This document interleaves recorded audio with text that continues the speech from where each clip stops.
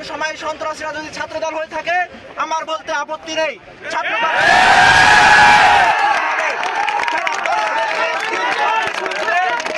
তাদের বিরুদ্ধে আমাদের চলমান থাকবে।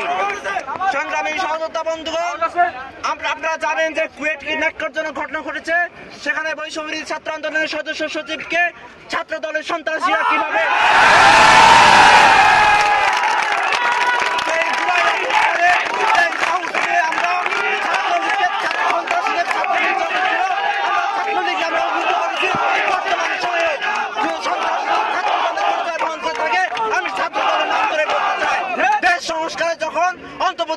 সরকার নিরসভাবে কাজ করে যাচ্ছে, সেই সময় এই ফেব্রুয়ারিতে যখন পতিত স্বৈরাচার শেখ হাসিনা দোসররা সারা বাংলাদেশে তাদের পূর্ণ ব্যবস্থা ফিরিয়ে আনতে চেষ্টা করছে, আপনাদের এই কর্মসূচির মাধ্যমে আওয়ামী লীগকে পুনর্বাসনের কয়েকটি ধাপ এগিয়ে দিচ্ছেন কিনা সে প্রশ্ন রেখে গেলাম।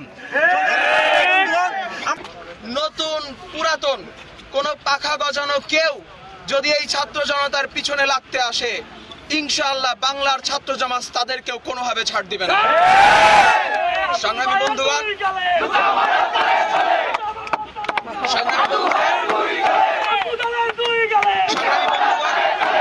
আরো একটা জিনিস আপনারা খেয়াল করেন, আমাদের বর্তমান যে অন্তর্বর্তীকালীন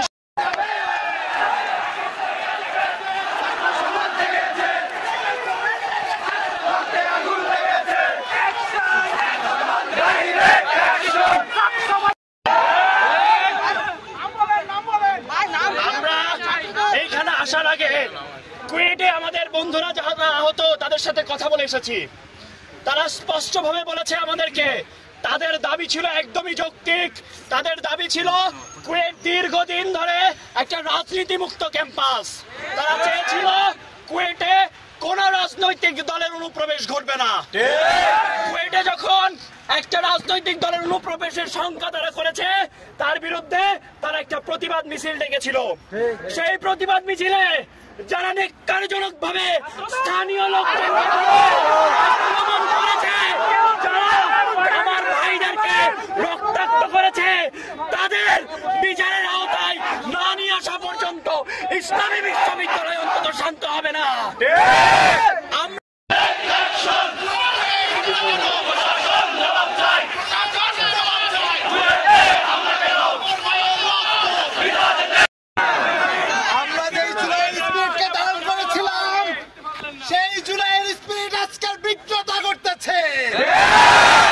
আজকে আমাদের একটা জিনিস বুঝতে হবে, তারা দিল্লিতে স্থানান্তরিত হলেও কিন্তু তাদের ষড়যন্ত্র থেমে নেই। সংগ্রামী সাথী বন্ধুগণ, আজকাল যে কুয়েটে যে ন্যাক্কারজনক হামলা হয়েছে সেটা কিন্তু আপনার ইবিতেও হতে পারে। আপনাদের সতর্ক থাকতে হবে। এই জন্য আপনাদেরকে মনে রাখতে হবে সন্ত্রাসীদের কোনো পরিচয় নাই। সন্ত্রাসী কুয়েটে ছাত্রত্ব থাকতে পারে না। আমাদের দাবি হলো এদেরকে অতি দ্রুত বিচারের আওতায় নিয়ে আসতে হবে এবং এদের ছাত্রত্ব বাতিল করতে হবে। অতি দ্রুত সারা বাংলাদেশের ক্যাম্পাসগুলোতে ছাত্র সংসদ নির্বাচন দিতে হবে। ধন্যবাদ সকলকে।